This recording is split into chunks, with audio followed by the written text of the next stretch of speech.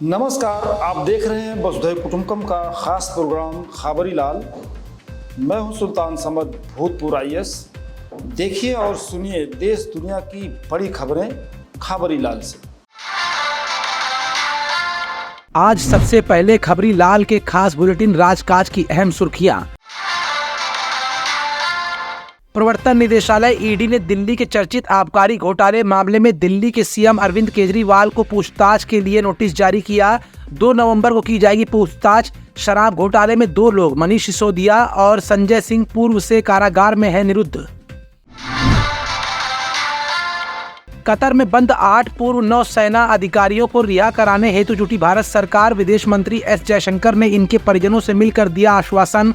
कहा, भारत सरकार इनकी रिहाई का करेगी हर संभव प्रयास। उल्लेखनीय है कि इन 8 पूर्व नौसेना अधिकारियों को कतर की एक अदालत ने सुनाया है सजाए मौत।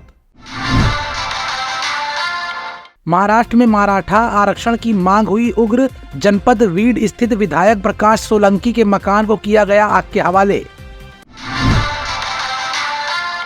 यूपी के सीएम योगी आदित्यनाथ का बड़ा बयान। कहा, प्रत्येक अनुसूचित जाति के परिवार को जिनके पास मकान नहीं है दिया जाएगा मकान। पूर्व भाजपा सांसद भैरव प्रसाद मिश्र के बेटे की लखनऊ स्थित पीजीआई अस्पताल में उचित इलाज न मिलने के कारण हुई मौत के मामले में emergency medical officer doctor Chandrashekhar के विरुद्ध की गई कार्रवाई। उसे अस्पताल से किया गया निष्कासित। गन्ना कृषकों के लिए बड़ी खुशखबरी। सीएम योगी आदित्यनाथ ने पेराई सत्र 2022-2023 का गन्ना भुगतान न करने वाली चीनी मिलों के विरुद्ध दिया आरसी जारी करने का निर्देश। अभी भी किसान काफी संख्या में भुगतान हेतु लगा रहे हैं चीनी मिलों का चक्कर। निर्वाचन आयोग ने एक नया ऐप मैं हूं ना वोटर लिस्ट में किया जारी। इस ऐप के जरिए मतदाता अपना नाम वोटर लिस्ट में चेक कर सकेंगे। उल्लेखनीय है, इस समय प्रदेश में मतदाता पुनरीक्षण का कार्य चल रहा है। वोटर लिस्ट में नाम बढ़ाने और घटाने का कार्य तेजी के साथ किया जा रहा है। अब खबरी लाल के खास बुलेटिन अपराध जगत की कुछ अहम सुर्खियां। केरल ईसाई समुदाय की एक प्रार्थना सभा में भारी विस्फोट। 2 महिलाओं की मौत, 51 लोग हुए गंभीर रूप से घायल। विस्फोट की जिम्मेदारी ईसाई के संप्रदाय यहोवा के साथी के एक सदस्य ने लिया, जिसे पुलिस ने किया गिरफ्तार। जांच जारी है। आंध्र प्रदेश में 2 रेलगाड़ियों की भिड़ंत में 6 लोगों की मौत, दर्जनों यात्री गंभीर रूप से हुए घायल।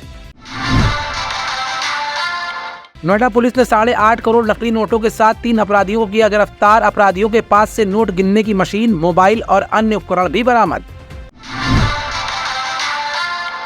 गाजियाबाद में बीटेक छात्रा को ऑटो से खींचकर जमीन पर घसीटने वाले बदमाश जितेंद्र उर्फ जीतू को पुलिस ने मुठभेड़ में किया ढेर।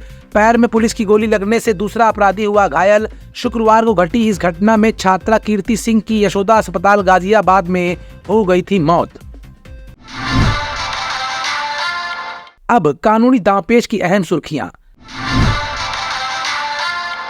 अटॉर्नी जनरल आर वेंकट रमणी ने सुप्रीम कोर्ट में कहा कि नागरिकों को राजनीतिक चंदे का स्रोत जानने का अधिकार नहीं। संविधान के आर्टिकल 19(1)(a) के तहत नागरिकों को चंदे के स्रोत के बारे में सूचना पाने का अधिकार नहीं है। उल्लेखनीय है कि राजनीतिक पार्टियों के वित्त पोषण के लिए शुरू की गई चुनावी बॉन्ड योजना की वैधता को उच्चतम न्यायालय में आज से 5 जजों वाली संविधान पीठ सुनवाई कर रही है। उच्चतम न्यायालय ने उत्तर प्रदेश सरकार को दिया निर्देश। कहा, शिक्षिका के मामले में दर्ज एफआईआर के संबंध में मुकदमा चलाने हेतु शीघ्र निर्णय ले सरकार। उल्लेखनीय है कि शिक्षिका तृप्ति त्यागी के विरुद्ध स्कूल में एक वर्ग विशेष के बच्चे को दूसरे वर्ग के बच्चों से पिटवाने के आरोप में कुछ दिन पूर्व दर्ज कराई गई थी एफआईआर। शिवसेना विधायकों की अयोग्यता वाले प्रकरण में सुप्रीम कोर्ट का कड़ा निर्देश। कहा, महाराष्ट्र विधानसभा अध्यक्ष 31 दिसंबर तक करें फैसला। दिल्ली आबकारी घोटाले में आरोपी मनीष सिसोदिया को सुप्रीम कोर्ट से मिली निराशा। शीर्ष कोर्ट ने जमानत पर रिहा करने से किया इनकार। जमानत याचिका की खारिज।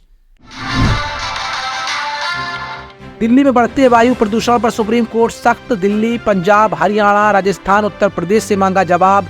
कहा, प्रदूषण कम करने के लिए अब तक क्या क्या उठाए गए हैं कदम। अब खबरी लाल में सियासी घमासान से जुड़ी खबरें। विपक्ष ने लगाया फोन हैकिंग कर जासूसी का आरोप, सरकार ने दिया आश्वासन, कहा कराएंगे जांच हेतु दिया गया आदेश। मंगलवार को विपक्षी नेता शशि थरूर, महुआ मोइत्रा सहित कई विपक्षी नेताओं ने केंद्र सरकार पर लगाया आरोप, कहा सरकार उनकी जासूसी करा रही है। राहुल गांधी का आरोप, कहा सरकार चाहे तो मेरा फोन ले ले, जासूसी से नहीं डरते हम। भाजपा ने कहा चुनाव आते ही विपक्ष करने लगता है तमाशा। सपा अध्यक्ष अखिलेश यादव ने कहा कि सपा के कई वरिष्ठ नेताओं के फोन लगे हैं सर्विलांस पर। मध्य प्रदेश में कांग्रेस अध्यक्ष कमलनाथ का बड़ा बयान, कहा सत्ता में आए तो कराएंगे जातिगत जनगणना और पिछड़ा वर्ग के विकास के लिए बनाएंगे एक अलग से आयोग।